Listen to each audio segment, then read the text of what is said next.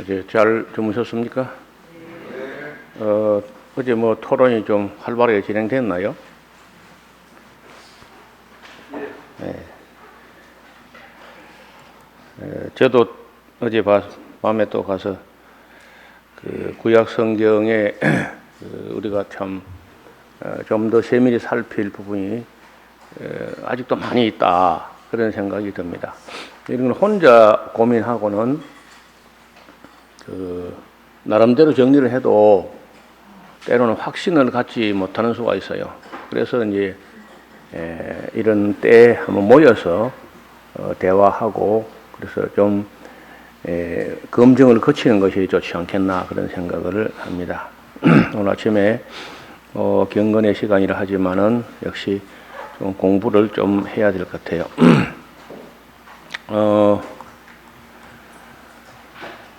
우리가 그냥 눈 감고 넘어가면 넘어갈 수 있는 문제라도 또 조금 생각하면은 이걸 생각해 봐야 되겠다, 그러 싶은데, 노아 때 이야기를 조금 해봐야 될 것 같습니다.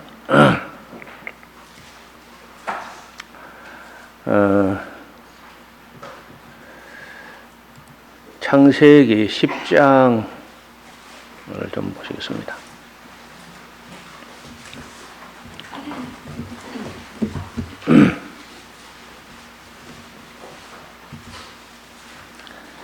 창세기 10장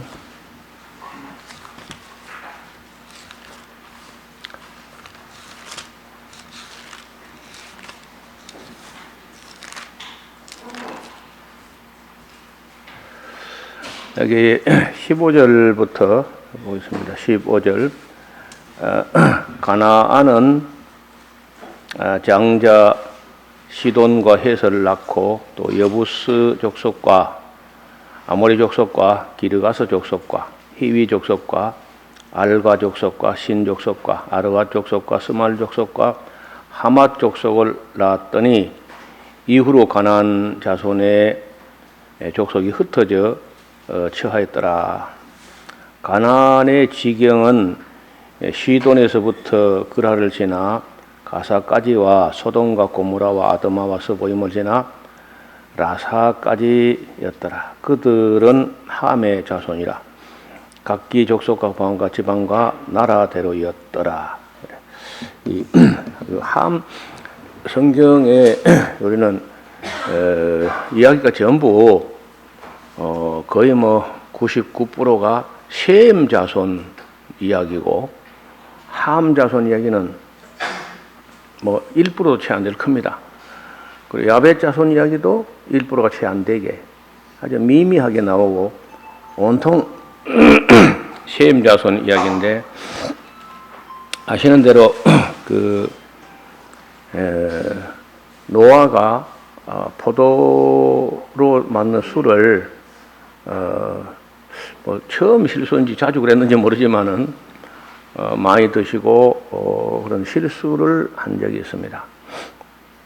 9장에 나오는 얘기인데 9장에 24절에 보면, 노아가 술이 깨어 작은 아들이 자기에게 행한 일을 알고, 이에 가로되 가나안은 저주를 받아 그 형제의 종들의 종이 되기를 원하노라.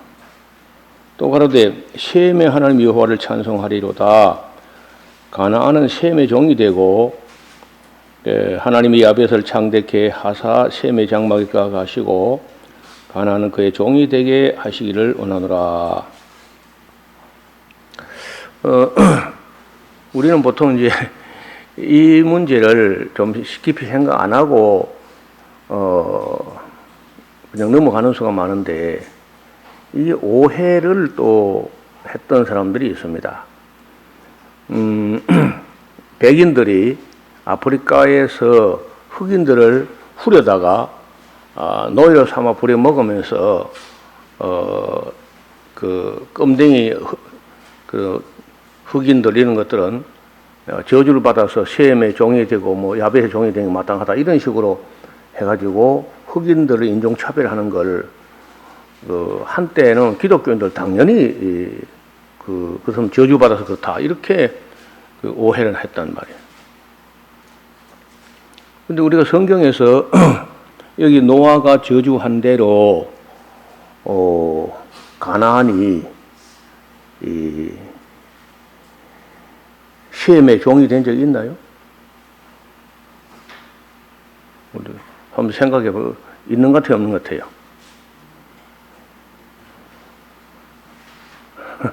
생각들 안 해보셨나요? 또 왜 함이 뭘 잘못했는데 또 가나안을 저주한 거요? 손자를. 애비는 잘못해도 손자는 또 사랑스러워해야 될 텐데 왜 노아가 함이 무슨 짓을 했는데 함의 아들 가나안을 저주하냐고요.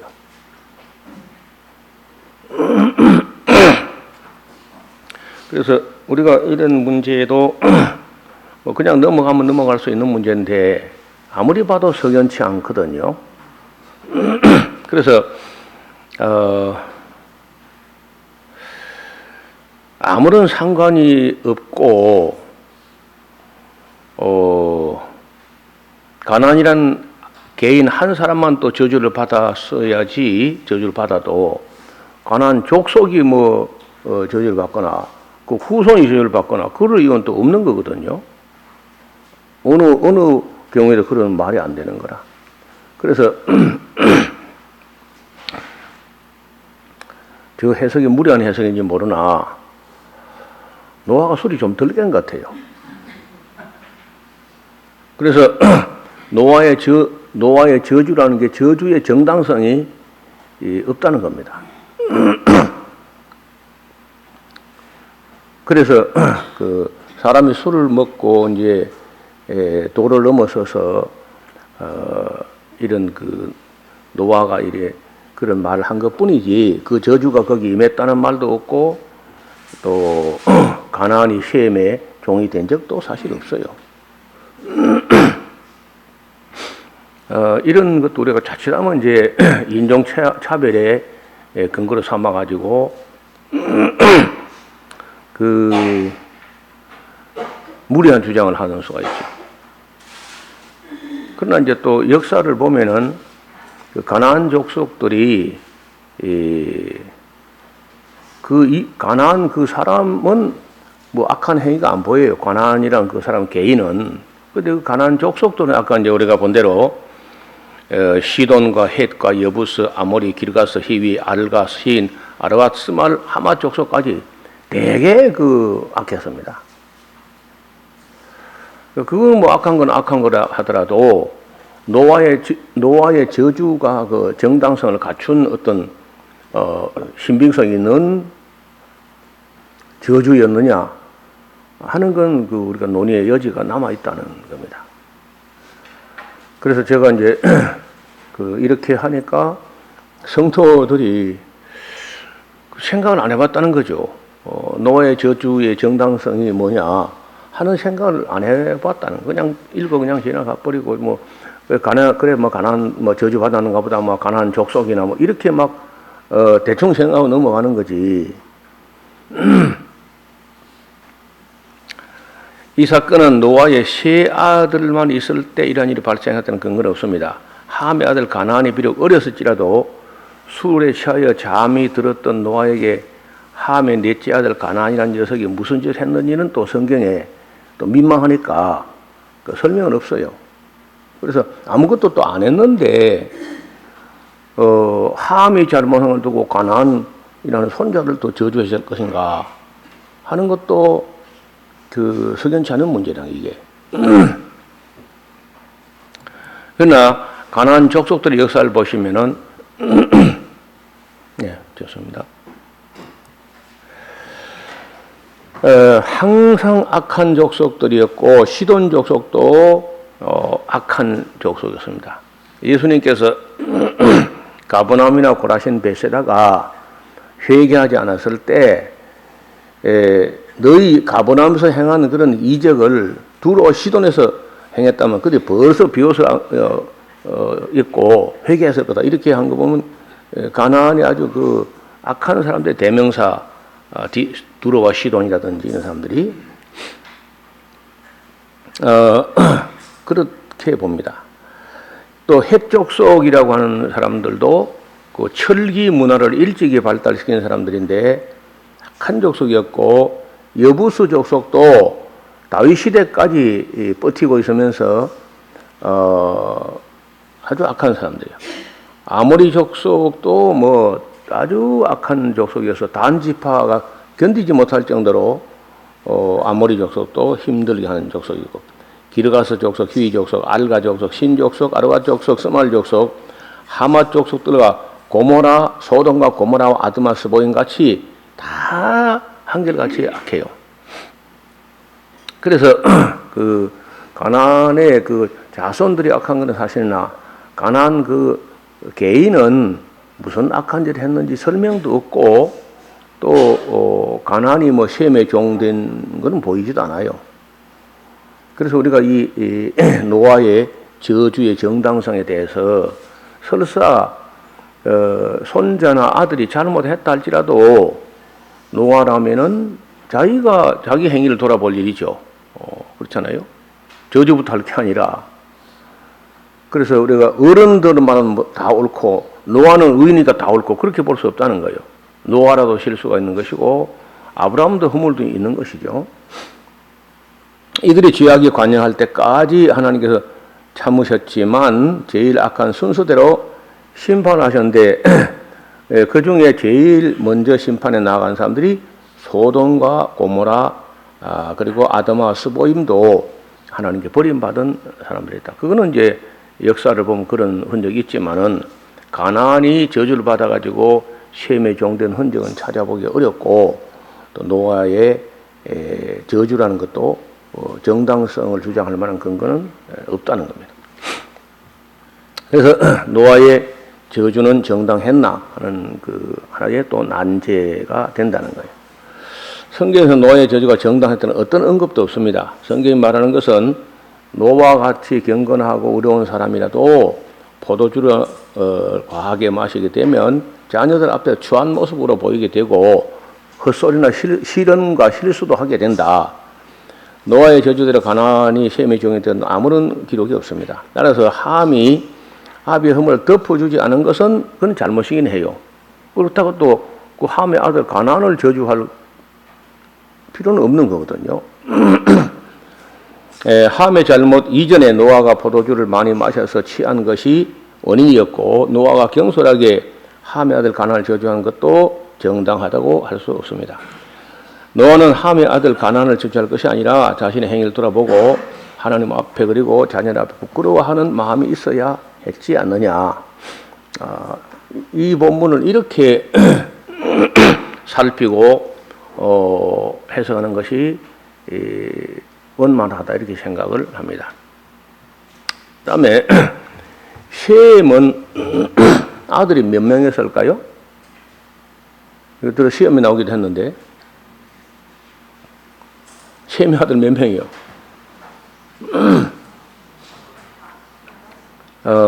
제일 큰 아들이 엘람이죠. 엘람과 아수르와 아르박삭과 룻과 아람이요. 그런데 역대상서 1장 17절에는요. 룻과 아람 외에 훌과 게델과 메세까지 해가지고 8명처럼 해놨어요. 근데 다시 그러나 다시 창세기 10장 23절에 보면은 우스와 훌과 게델과 마스 혹은 메섹은 셈의 아들이 아니라 셈의 아들 아람의 아들하고 또 기록하고 있습니다. 그래서 이런 것도 아들인지 손자인지 히브리 사람들은 손자도 아들이고 아들도 아들이에요.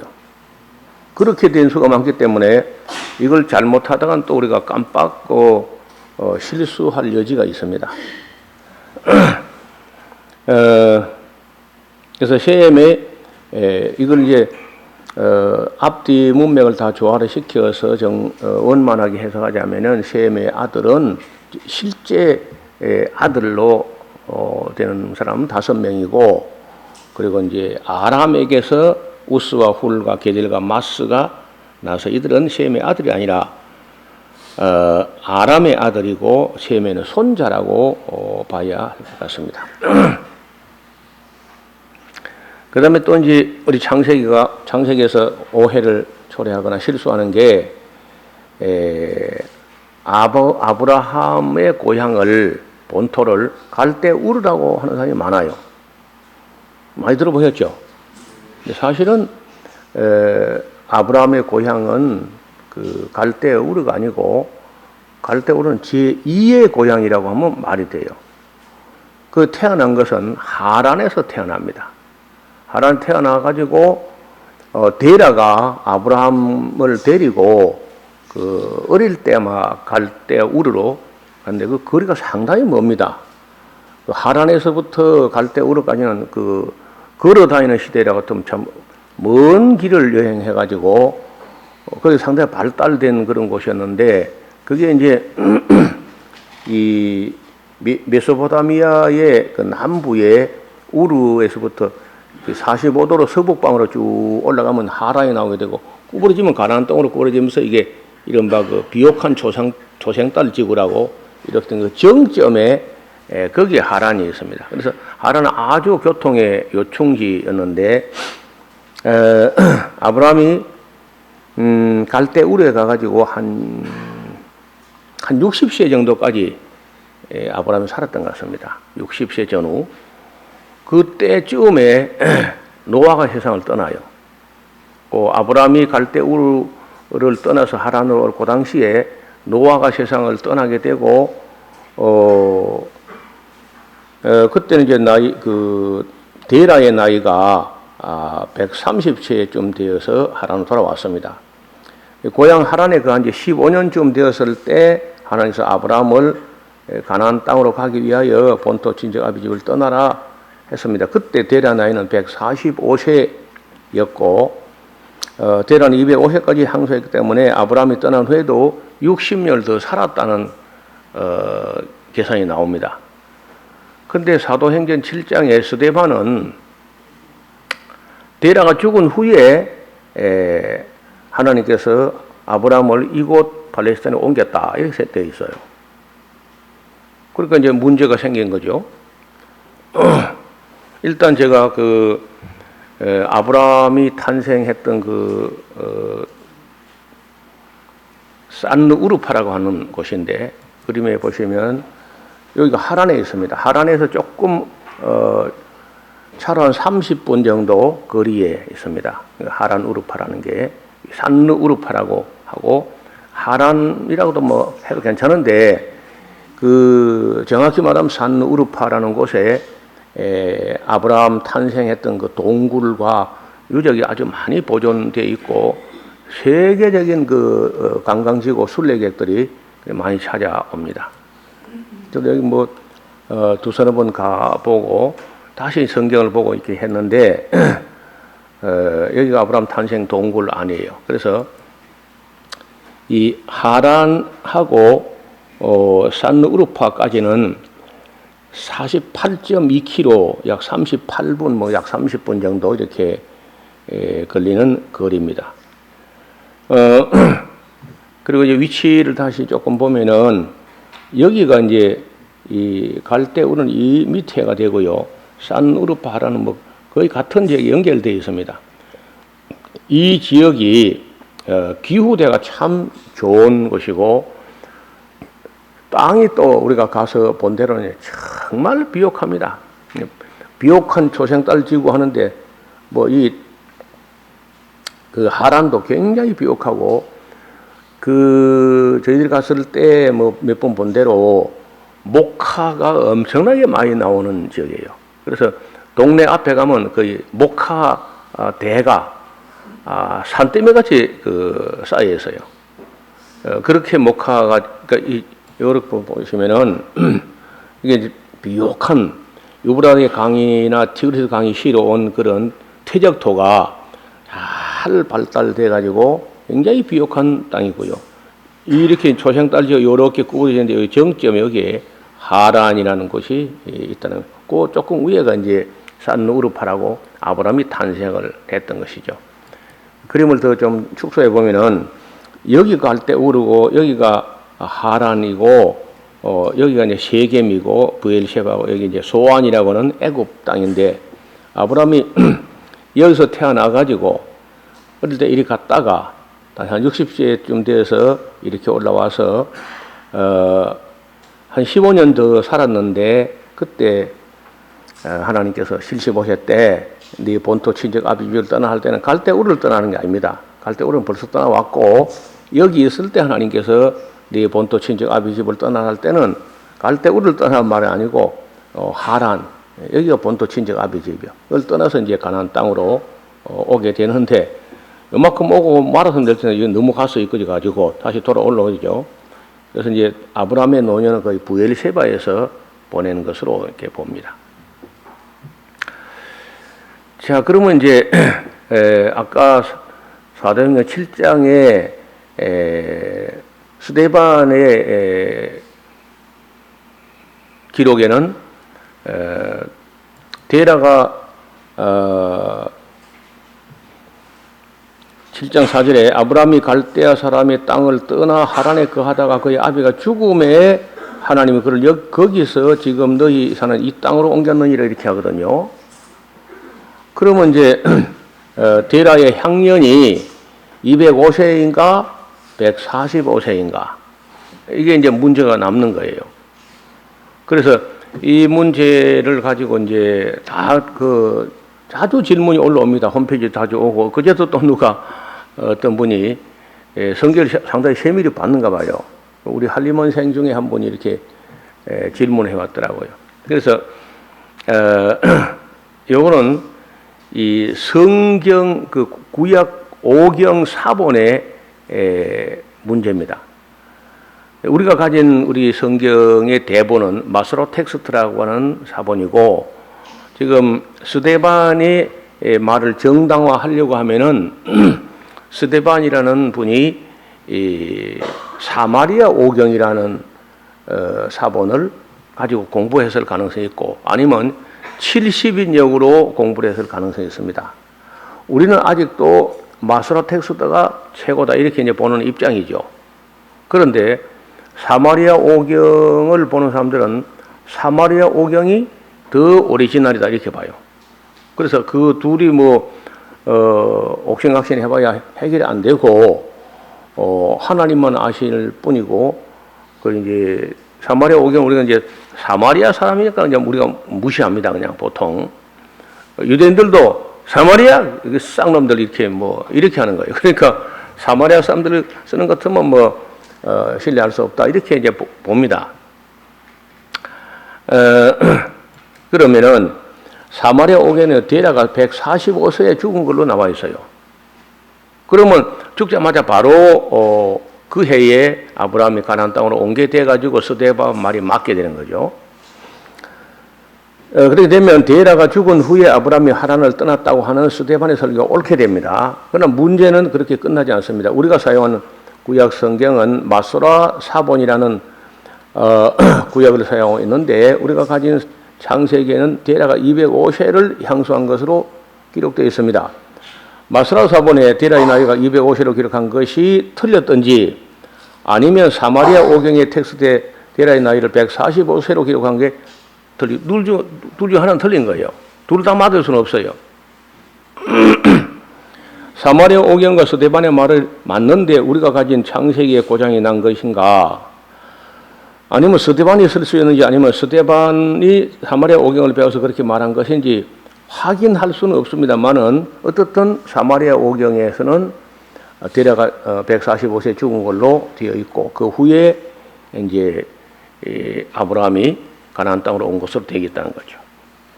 사마리아 사람들이 유대교회에서 완전히 갈라져 사마리아 오경을 따로 갖게 된 것은 기원전 4세기경에 갈라져 나오게 됩니다. 그래서 이렇게 보면은 현존하는 유대인의 오경 그 토라가 사마리아 오경 사이에는 그 읽을 때 다르게 읽어야 되는 그런 부분이 약 6천 곳이나 오경 하나 안에 6천 곳이나 서로 다르게 기록되어 있다는 거예요. 그 차이들은 대부분 사소한 문법적 요소나 철자법 정도 차이라고는 하지만은 간혹 주석적 첨가나 삭제 또 내용의 차이 등도 있다는 겁니다. 성서학계에서는 유대인의 오경이 역사적으로 많이 변천되고 수정되었고 가감이 여러 번 가해진 것에 비해서 유폐된 소집단이 전승해온 사마리아 오경 본문이 본문상의 변화를 비교적 적게 겪었다고 하는 입장도 있다는 겁니다. 그렇게 보면 사마리아 오경이 더 맞을 수 있다는 거예요. 게다가 귀중한 자료로 이제 인정을 받는데 더욱이 마소랏 본문과 비교할 때는 6천 곳 이상의 이독 중에 다르게 읽어지는 부분 중에 1600여 곳은 70인역과 정확히 사마리아 오경은 일치하는데 우리가 가진 마소랏 텍스트는 덜 일치한다는 거예요. 70인역하고도 덜 일치하고 그런 면을 볼 때 우리가 가진 마소롯 텍스트 이것만 최고고 완벽하다 이렇게 주장하기가 어렵다는 거죠. 그래서 성서학자들이 독일의 학자나 이런 사람들이 사마리아 오경에 대해서 상당히 신뢰를 가지고 살펴보는 입장이에요. 그래서 이제 이 문제만큼은 이제 이렇게 해설을 하는 정도 그칠 수밖에 없습니다. 즉 왜 스데반의 이야기하고 창세기하고 다르냐 하는 것은 스데반이 공부한 텍스트가 사마리아 오경으로 공부했을 가능성이 있다. 그렇게 그런 정도 정리를 할 수 있습니다. 그런 건 이제 문득문득 물어올 때 성들이 물어올 때 글쎄요, 그 성경이 틀렸는가 뭐 이러면 곤란하다는 거예요. 그리고 어째서 그런 오해가 착오가 생겼는지를 어느 정도 우리가 알아놔야 성도들이 물을 때 우리 목사님이 이런 것도 다 파악하고 계시는구나 하고 신뢰가 되는데 이건 모르고 저건 모르고 막 자꾸 그러면 이제 곤란해요. 그래서 난제 같은 것들은 적어도 교역자들은 성실히 살펴서 근원이 어디서부터 잘못된 것인지 챙겨둬야 됩니다. 이건 뭐 다 설명 어렵겠고요. 우리 창세기에 보면은 창세기 14장에 아브라함이 자기 조카 롯과 그 소돔과 고모라에서 포로된 사람들을 따라잡으려고 자기 집에서 길리우고 연습한 318명 거느리고 단까지 쫓아갔다는 말을 쓰고 있어요. 창세기 14장 한번 펴볼까요?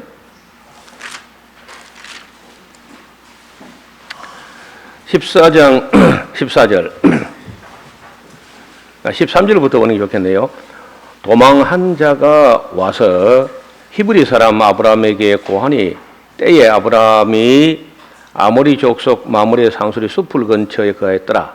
마므레는 에스골의 형제요 또 아넬의 형제라. 이들은 아브라함과 동맹한 자더라. 이 동맹이라는 게 참 오래된가 봐요, 그렇죠? 역시 우리가 뭐 한미 동맹 뭐 그런 말 자주 하는데 아브라함도 그때 하나님만 뭐 의지하면 다 된다 이렇게 하지 않고 또 함께 힘을 모을 때는 모을 수 있는 동맹한 사람들이 있었다는 얘기를 합니다. 아브라함이 그 조카의 사로잡혔음을 듣고 집에서 길리고 연습한 자 318인을 거느리고 단까지 쫓아가서라고 이제 하는데, 자 그림을 한번 봅시다. 모세가 아신데 죽은 해는 정확하지는 않지만 대체로 본 연대가 1406년경에 이 비스가산 혹은 느보산 올라가서 죽었어요. 그러면 이 단지파라는 이 땅이 단이 두 군데가 있습니다. 여호수아가 그런 땅을 정복해서 단지파에게 소라와 에스다올 이 지역을 나누어준 때는 BC 1400년경으로 봐요. 그 모세가 죽은 후에 한 6년 후에 다한 지파가 가나안 땅 들어가서 베냐민 땅 서쪽에 소라와 에스다올 이쪽을 다한 지파가 할당받은 땅이고 제비뽑아 얻은 땅이라고 할 수 있겠죠. 그런데 이 사람들 여기 사는데 다한 지파가 여기 살 때 아모리 족속이 어떻게나 집요하게 괴롭게 하는지 견디지 못해가지고요. 이들이 나중에 자 아모리 족속 없는데 어디 없나? 아모리 족속은 아무리 쫓아내도 또 와요. 그래서 아모리 족속이에요. 그래서 피해가지고 저 돌아다니다가 헤르몬산 기슭에 가서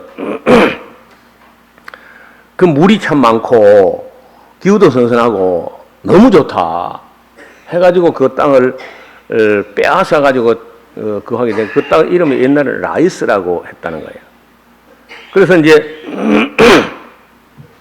다한 지파 여기 살았거든요. 그러면은 죄송합니다. 그 아브라함 시대에 동방 왕들이 쳐들어온 것은요, 시날 왕 아므라벨, 시날 왕, 시날은 바벨론 땅을 시날이라 그래요. 그 다음에 엘라살 왕 아리오, 엘람 왕 그돌라 오멜, 고이망 디달, 이 네 명의 왕이 역시 동맹을 해가지고 팔레스타인 쪽을 쳐들어와서 소돔과 고모라 사람들 잡아가고 했는데 아브라함이 그들을 잡아갔으니까 이제 그쪽 방향으로 자기들 그 온쪽으로 갔을 거 아닙니까? 그런데 그 따라간 땅을 성경은 아브라함이 그때 아브라함이 아마 헤브론이나 브엘세바에 살았는데 이 조카 롯이라든지 뒤찾기해서 단까지 쫓아갔다고 돼 있어요. 그 단 지파가 땅이 아시는 대로 1100년경에서 1150년, 1100년경 대에서 사사기 마지막쯤 가면은 이 단 지파가 여기 가서 땅을 차지해요. 그러면 모세는 적어도 300~400년 전에 300년 이상 전에 죽었는데 모세가 300년 후에 단 지파가 차지할 땅을 두고 단까지 따라갔다 하는 말을 쓸 수 있냐는 거예요. 좀 어렵겠죠. 이런 것을 우리가 본문 비평이라고 보통 합니다. 전에는 이제 이 본문 비평 이런 것을 통합측하고 한신대는 하고 총신대 이제 고신대는 안 했습니다. 성경은 비평이라니 참남하도다. 아직 뭐 네가 네게 성경을 가면 비평하냐 뭐 이렇게 이제 했다가 지금은 총신대도 고신대도 본문 비평을 수용하는 걸로 이야기합시다.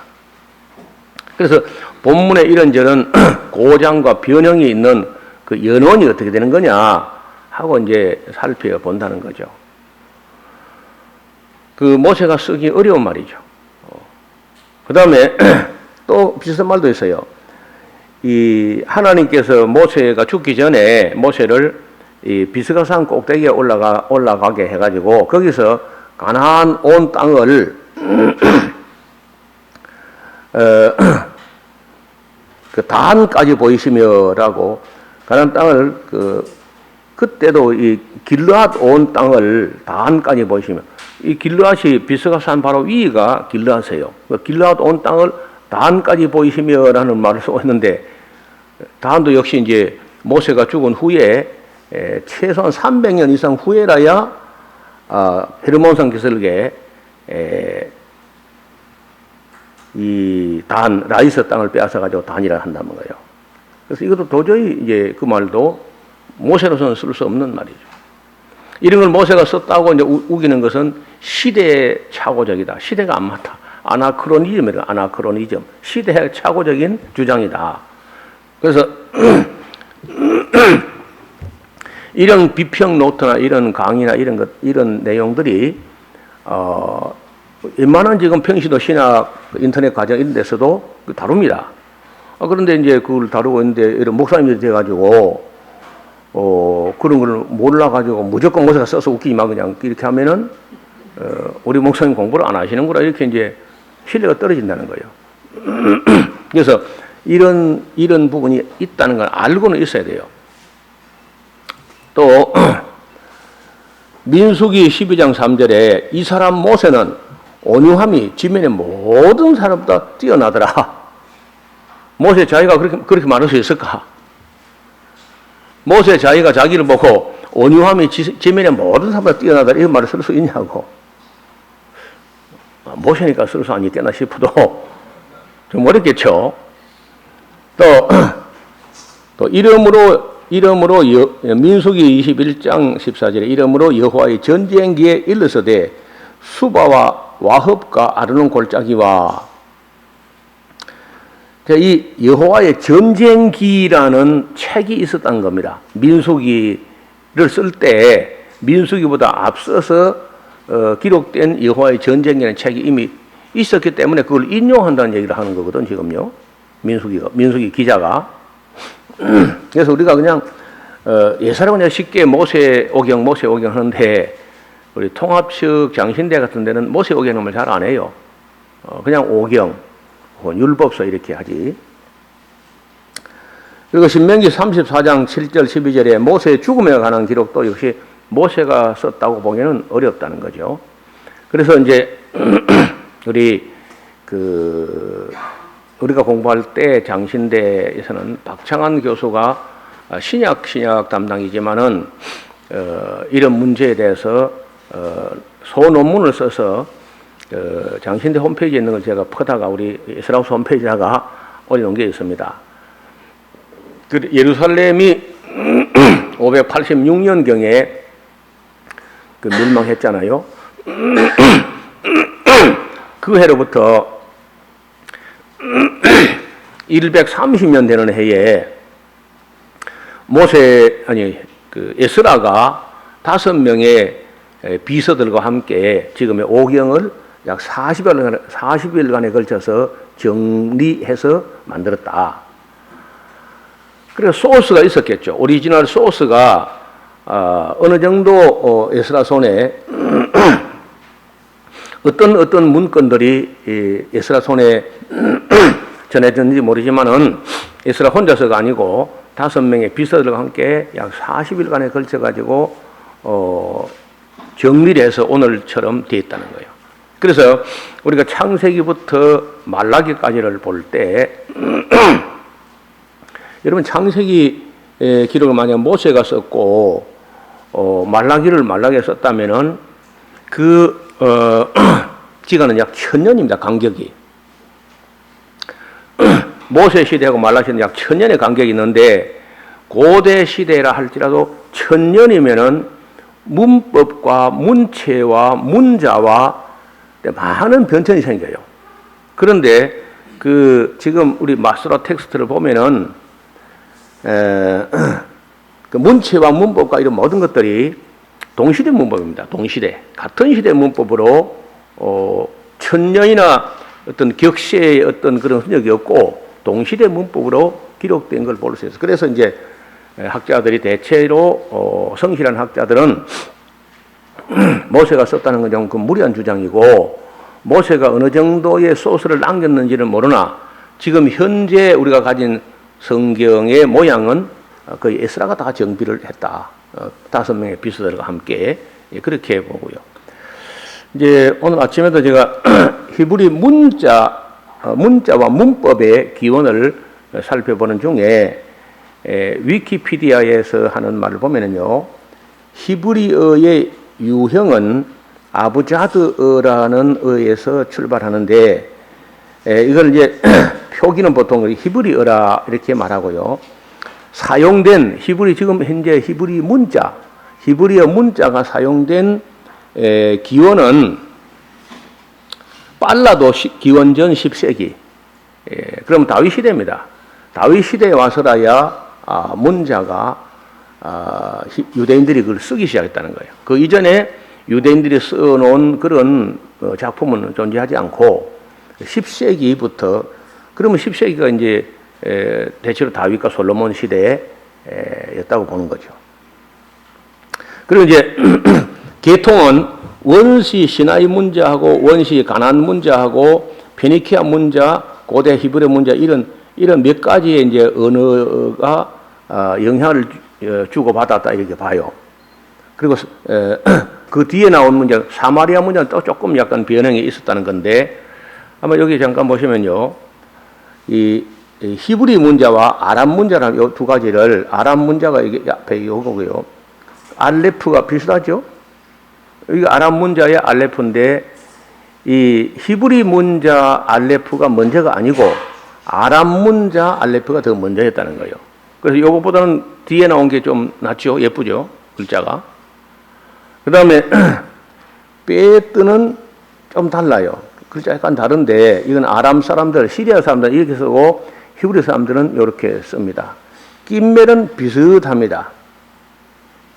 그 다음에 데트도 비슷하고요. 헤이도 비슷합니다. 그런데 역시 좀 잘 정돈되고 좀 품위 있게 만들어진 거는 후대에 나온 거죠. 그러니까 이게 오래 전부터 있었고 이 아람어를 하면은 아람어가 얼마나 큰 언어냐. 팔레스타인에서 바벨론까지 다 통용돼서요. 다니엘 시대 보면 아람어로 하면 다 통화가 됩니다. 그 정도로 아람어가 모어가 되고 히브리가 자어인 거예요. 히브리어가 아들 언어고 아람어가 어머니 언어라고 봐요. 그래서 아람어가 더 먼저였고 히브리어 문제가 그 뒤에 발달된 걸로 봐서 다윗 시대에 다윗이 아시는 대로 시편을 많이 썼습니다. 그런 다윗 때는 적어도 누구 때부터 히브리 문법을 그 히브리 언어에 적용해가지고 문자를 쓰기 시작했느냐 기록은 없어요 아직까지. 아까 뭐 그런 정도밖에는 없습니다. 그래서 고대 언어 기호학자 이런 분들이 이제 살펴본 대로는 아람어가 어머니 언어고 히브리 언어가 아들 언어다. 그래서 이제 그 때가 다윗 시대 전후로 유대인들이 그 문자를 빌어서 쓰기 시작했다는 거죠. 그러면 모세 시대하고 다윗 시대까지 하면 그건 500년 이상 간격이 있는 거죠. 그러니까 모세로서는 지금 현재 히브리어로 오경을 쓸 수 있는 문법이라든지 문자 자체도 발달이 안 됐었다. 이런 거는 이제 정말 신학교에서 공부를 해야 되는데 대체로 이제 보수적인 쪽에서는 별로 이런 걸 잘 안 다루는 것 같습니다. 여기 지금 아침에 제가 여쭤볼 마음이 있는데 차별하는 건 아니고 우리 성서 한림문 공부하시면 한번 손 들어봐요. 한림문 등록생들. 한번 일어서 보실까요? 파악을 좀 세보세요. 예, 좀 누구 한번 헤아려 보세요. 그래서 우리 한림원생들은 일반 신학대학에서 이런 거 잘 못 듣습니다. 강의도 안 하고요. 그래서 상당히 수준 있는 강의를 듣는 거니까 공부를 잘 해야 됩니다. 역시 한림원생들이 다르구나 하는 소리 듣도록 공부를 성실히 해야 되고 어젯밤에 우리가 논의한 것도 신학대학 7년 해도 전혀 다룬 데가 없습니다. 그래서 제가 신학하는 중에 나는 이런 게 다 알고 싶고 궁금해서 왔는데 왜 이게 안 다루나 해서 제가 이제 신학을 여기 우리 다 나이가 좀 들었어도 공부하고 싶어서 오신 분들에게 조금 부담되고 좀 어렵게 들릴 수 있고 때로는 그 시험 될 수 있지만은 그 정직하게 생각해 봐요. 우리가 무조건 믿으라 이렇게 하면 맹목적으로 하면 무조건 믿으라 이거 안 되거든요. 믿을 만한 이야기를 또 하고 근거 있는 얘기를 해야 되니까요. 그래서 제가 이걸 장영일 교수에게 장신대 총장 지냈던 그분 구약신약 전공이니까 그래 여쭤봤더니 자기도 그걸 생각을 못 해봤다 하더라고요. 별로. 제가 현영수 교수하고 저하고 장 총장과 함께 이제 서울에서 강좌를 만들어서 뭐 할 때 그분 일부 내가 시간을 내 가지고 여쭤봤더니 히브리어 문자 기원에 대해서는 뭐 그렇게 석연치 않다고 잘 모르겠다 이렇게 말씀하시더라고요. 아람어가 히브리어보다 먼저 존재했다는 것은 사실이고, 또 이 페니키아, 아시는 대로 지금 현재 레바논 쪽입니다. 페니키아에서 이게 문제가 무슨 무슨 A자가 뭐 오래 썼다가 다리가 아파 누우는 것 같죠? A자. 이게 이제 우리 같으면 이제 알파, A, 같은 의미인데, 이렇게 페니키아 문제가 시작했는데요. 이 문제 다 해도 그 메소포타미아 쪽에 세기 문자라고 있죠. 서령 문자. 나무를 각지게 깎아 가지고 모서리를 찍어서 이렇게 표시하는데, 그거 뭐 두 개 붙으면 무슨 음을 내고 세 개 붙으면 무슨 음을 내고 이렇게 하는 것보다는 이게 가동력이 훨씬 좋습니다. 물론 한글하고는 비교 안 되죠. 한글은 뭐 세계 최고니까 한글하고 비교 안 되지만, 그래도 세기 문자보다는 이런 문자가 훨씬 더 좋은 문자고, 또 이런 문자보다는 또 히브리 사람들이 좀 더 예쁘게 좀 모양새가 있고 글씨가 참하다는 거예요. 제가 그 기호 문자 이런 데 또 관심이 많아서 어느 나라 가보면 그 나라 그 문자 표기 뭐 언어에 대해서 관심을 보면은 볼수록 한글은 위대하다. 아니 우리 거라서가 아니고 내가 익숙해서가 아니라 객관적으로 볼 때도 우리 건 탁월해요, 진짜. 그리고 이제 우리 글 말고는 제가 볼 때 헬라어 혹은 그 라틴어 이런 언어가 쓰고 발음하기가 쉽다. 영어는 그 참 거지 같은 언어예요. 그게 발음이 잘 안 되니까 발음을 하기 어려우니까 꼭 가로 열고 발음 기호까지 붙여놔야 될 정도로 어렵다고. 우리 거는 뭐 우리 그 언어나 헬라어나 라틴어는요 발음 기호 따로 필요 없어. 그 글자 다 발음 기호야. 그래서 영어보다는 훨씬 우리 글이 더 발달된 언어라고 할 수 있죠. 히브리어도 이게 이 모음이었기 때문에 참 어렵습니다, 원래가. 그래서 지금 이제 모음 부호라는 게 붙어가지고 발음할 수 있지만, 옛날에는 그 정말 그 통달한 사람들이 아니고는 모음 부호도 없을 때는 참 읽기 어려운 거예요. 그래서 그때 세종당이 너무 늦게 나와가지고 이게 한글이 전 세계화 돼야 되는데 참 안타까운 거죠. 저만 그런 게 아니고 진짜 그 언어 기호학의 학자들도 한글을 보면은요 단연 최고다. 몇 글자 되도 안 하는데 모음이 그렇게 많이 발달됐어요. 모음이. 일반적으로 다른 언어들은 보면요 모음이 되게 5가지가 끝납니다. 아, 에, 이, 오, 우. 그것은 뭐 위 정도가 붙어 있는 정도, 그런 정도고, 우리는 뭐 아, 야, 여, 오, 요, 우, 유, 으, 이, 워, 와, 위, 의까지. 으라는 말고 으라는 모음은요 전 세계 아무데도 없습니다. 우리만 갖고 있어요. 여러분 그 영어 하는 사람이 으가 없기 때문에 그 데스크가 안 되고요 대석이 돼요. 대석. 책상은 대석. 이렇게 그 으라는 발음 우리 참 특이한 발음이고, 심지어 어라는 어머니 하는 어라는 모음도 우리만 갖고 있는 겁니다. 거의 다. 아시는데 일본에 어가 없어요. 헬라어도 어가 없습니다. 영어도 발음이 있는데 어라는 독립문자는 없어요. 그래서 이 어라는 모음이 들어감으로 해서 우리 말이 일본어보다 품위가 생깁니다. 무게가 생기고 품위가 있다는 거예요. 왜 그 라틴어가 방정 맞으냐? 어가 없어서 그래요. 언어가 무게가 없고 날리고 그렇게 되는데 어라는 모음 글자를 따로 갖고 있다는 대단한 유산이고, 어가 있다는 것도 역시 대단한 거예요, 우리가. 그리고 우리는 뭐 에라는 것도 따로 있잖아요.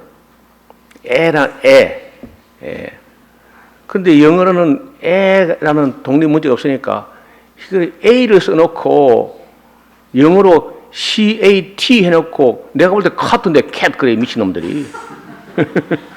A를 애로 했다가 A를 어로 했다가 A를 A를 했다가 근데 정신이 없죠 자기들도. 그래서 우리가 이 문자에 대해서요 우리 정말 긍지를 가져 좋습니다.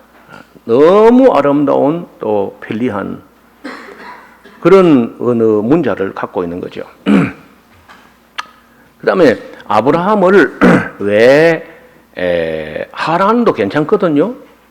그것을 성교하게 두지 굳이 이 팔레스타인 땅으로 왜 왔어야 했느냐. 왜? 그런 거는 뭐 성경에 있는 거는 아니지만은 아니 내가 보기로는 팔레스타인보다는 하란이 훨씬 성교하기 좋은 곳이라. 선교만 두고 본다면은 왜냐면 이 초생달 지구의 실크로드의 꼭지점에 있기 때문에 매우 중요한 곳이거든요. 오는 사람 가는 사람 뭐 굉장히 중요한 곳인데 기후도 그쪽이 더 좋고 모든 면에서 그쪽이 더 좋아요. 하란 쪽이. 그거는 여러분이 공부를 해보시면 지리 공부를 하란을 가서 만약에 우리가 좀 그 며칠 머물면서 거기서 동서남북 다녀보고 지도를 펴놓고 한번 보면 팔레스타인보다는 100번 하란이 좋은 곳입니다. 근데 왜 하나님께서 예루살렘 쪽으로 인도했느냐? 그건 큰 신학적인 논의가 필요하다고 봐요. 근데 거기 문제는 거기에 왜 그런지 설명이 안 되는데 거기에 아브라함이 꼭 만나야 될 사람이 있어요. 그게 누구냐 하면 멜기세덱이라는. 멜기세덱. 아시는 대로 우리 예수님이 그 멜기세덱의 반차를 쫓는 영원한 대제사장이라. 그래서 우리 컴퓨터가 히브리어로 거듭났습니다. 아침에 폰트를 심었더니 폰트가 안 깨지고 나왔네요. 어제는 막 전화기를 그랬다고 손가락을 그랬다고 뭐 정신이 없더니 멜기세덱이 누군가 왕이고 멜기세덱이 왕이고 제사장이었다. 왕이면서 제사장이면은 예수님하고 흡사한 데가 있죠. 그리고 예루살렘의 시적 명칭이기도 합니다. 살렘이라는 말이 성읍입니다. 예루살렘을 살렘과 동일시하는 데는 요세푸스도 그렇게 봅니다. 그들은 후에 살렘을 예루살렘이라고 불렀다고 진술하고 있습니다. 최근 쿰난에서 출토된 아람어의 외전에서 창세기에 아브라함은 살렘 곧 예루살렘에 왔다 이렇게 기록되어 있어요. 그리고 아브라함이 사배 골짜기 곧 왕곡 곧 벳갈마의 들에 장막을 쳤다라고 진술한 것과 일치한다는 거예요. 끝에 벳갈마의 들은 성경에 기록되어 있지 않지만 에레미야 6장 1절에 벳학게렘과 같은 예루살렘 부근에 있었다고 봅니다. 이 멜기세덱에 대해서는 정말 이야기하면 할수록 자꾸 의문이 더 커지는데 지극히 높은 하나님의 제사장이다. 멜기세덱은 살렘 왕이면서 제사장이다. 이상적인 왕이라면은 멜기세덱과 같은 자라야 한다고 시편 110편 4절에 기록합니다. 히브리서 5장 6절 7절에 그리스도에게다가 적용을 하는데 대비도 하고 또 그 반차 멜기세덱의 반차를 따르는 제사장이라고 하죠. 그리고 멜기세덱이 아브라함에게 축복을 했다는 거예요. 축복. 아니 우리가 그 축복이라는 말을 우리가 좀 우리말이 좀 이상하게 되는데 높은 자에게 낮은 자가 무릎을 꿇고 복 빌어줌을 받는다. 그래서 축복이라는 것은요, 젊은 사람이 어른을 축복하는 게 아니야. 젊은 사람이 어른을 축복하는 게 아니라고. 그래, 뭐, 보통 막 우리 교회에서 막, 연말 되면 목사님 축복합니다. 뭐 그러는데, 참남하도다. 참남까지는 아니라도 그는 도를 넘어서는 거예요. 어른이 아랫사람을 축복하는 겁니다. 복을 이 아이에게 복을 주셔서 복을 비는 게 축복이거든요. 하나님이 축복하지 않습니다. 하나님 빌 데가 없어요. 하나님 복을 주시는 분, 사람이 복을 빌면 하나님 복을 주시는 분이지 하나님 축복하는 게 아닌데 하나님이여 축복하여 주시옵소서 이런 기도가 뭐 예서로 있는데 우리 총회에는 그래도 그런 국어에 감각 있는 그런 교수가 있어가지고 총회 목회 서신에 축복합니다. 축복하여 주시옵소서 이런 말을 하는 거 아니다. 복을 빌어주면 구체적으로 무슨 복을 빌어줘야 축복이지. 축복합니다. 그건 말이 안 돼요. 축복합니다. 목사님 축복합니다. 그런 말이 옳은 말이 아니라고. 그래 아브라함이 멜기세덱 앞에 가서 무릎을 꿇고 복 빌어줌을 받았다는 거죠. 그는 영원한 제사장의 모형입니다. 아비도 없고 어미도 없고 족보도 없고 시작한 날도 없다고 기록하고 있어요. 생명의 끝도 없어 하나님의 아들과 방불한데 항상 제사장으로 있다. 그 예수 그리스도의 대제사장직과 유사하고 그 예수님이 바로 멜기세덱의 반차를 쫓는다. 그 아론의 레위 자손 아론의 반차하고 차원이 다른 멜기세덱의 반차를 쫓는다고 기록합니다. 하나님의 아들과 방불하여 하나님의 아들의 모형이기도 합니다. BC 2000년 전에 이미 멜기세덱의 인물로 예표되었습니다. 멜기세덱은 아브라함보다 높아서 아브라함에게 축복했습니다. 낮은 자가 높은 자에게 복을 받는다고 성경은 가르치고 있는 거죠. 자, 그래도 이제 이게 뭐 우리가 성경에서 접할 수 있는 멜기세덱에 대한 정보인데 이러면 깨운하냐? 아니, 아직 많이 남아있어, 뭐, 의문이. 그는 그가 왕이면은 지원자 왕인가? 백성이 있어야 될 거 아니에요, 그렇죠? 왕의 백성 될 자가 있어야 되는데 멜기세덱의 백성은 누구냐는 거예요. 그 다음에 멜기세덱의 천사인가 사람인가? 또 그는 아브라함 한 사람만의 제사장이었던가? 그는 성육신 이전에 성자 예수님이었다고 주장하는 분도 있습니다.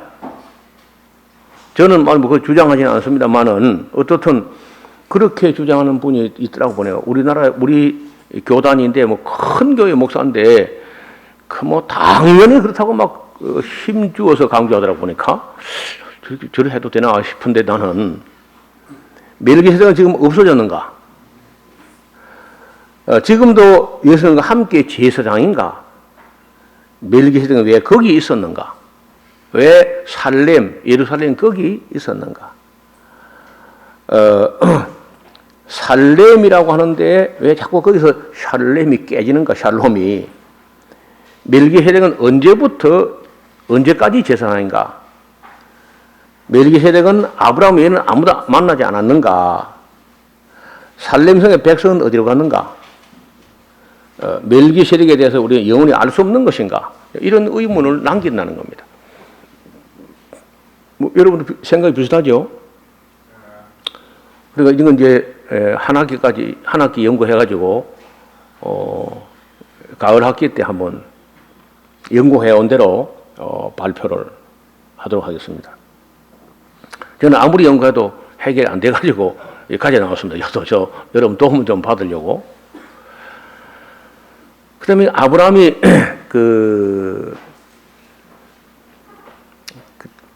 이상 중에 하나님께서 네 자손이 애굽에서 계획이 되어서 4대 만에 돌아오리라 이런 환상을 봤는데 그걸 놓고 목사들이 아브라함의 예배성에 졸았기 때문에 자손이 애굽에서 400년 종살이 했다. 이렇게 말한 분들 제가 많이 봤어요. 그런데 그건 그렇지 않은 것 같습니다. 또 이제 4대인데 어떻게 400년이 되느냐? 4대면 한 10대가 돼야지. 이런 그 주장도 막 있고 이런 질문도 들어오거든요. 4대 만에 어떻게 400년이 지나가느냐. 근데 그 4대인데 보니까 지나가더라고요. 보니까요. 레위가 137세, 고아시 133세, 아므람이 137세, 모세가 120세 하니까요. 527년이 돼요.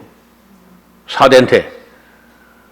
그래서 전혀 그 뭐 4대만인데도 400년 될 수 있다는 겁니다. 우리 60, 70 사는 세상이 아니기 때문에 그래서 그 오늘 아침에는 요 정도 이제 준비를 해서 우리 뭐 이왕에 우리가 공부하러 왔기 때문에 이런 부분들도 좀 신경을 써서 정리하고 우리가 적어도 목회자가 되거나 아니면 목회자가 아니라도 성경을 가르쳐야 하는 입장에 서게 될 때는 이런 그 난제나 또 논의의 여지가 있고 혹은 질문이 자주 일어나는 그런 주제에 대해서 어느 정도 기본 상식을 갖고 있는 게 좋겠다 해서 말씀을 드렸습니다. 다음에는 이제 뭐 이삭 야곱 이야기 흘러가는 중에 또 조금 뭐 우리가 일반 교회에서 주장하는 거하고 우리가 다른 에스라하우스의 입장으로 다른 것들이 들어 있어서 오늘 여기까지 아브라함까지만 정리를 하도록 하겠습니다. 기도드리겠습니다. 하나님 아버지, 지난 밤에 우리에게 단잠을 주시고 함께 아침에 또 창세기에서 여러 의제들을 놓고 생각해 보았습니다. 우리가 아는 것이 일천한지라 하나님의 뜻을 우리가 바로 헤아렸는지 사실대로 파악했는지는 저도 확신이 잘 없습니다. 이런 문제에 대해서 성도들이 궁금해하고 또 이것이 해소되지 않았을 때 혹시 또 이단들이 노략질하지 않도록 우리가 철저히 준비하고 할 수 있는 최선을 다해서 성경에 관해서 묻는 성도들에게 대답할 것을 준비하는 성실한 증인들 되게 하여 주옵소서.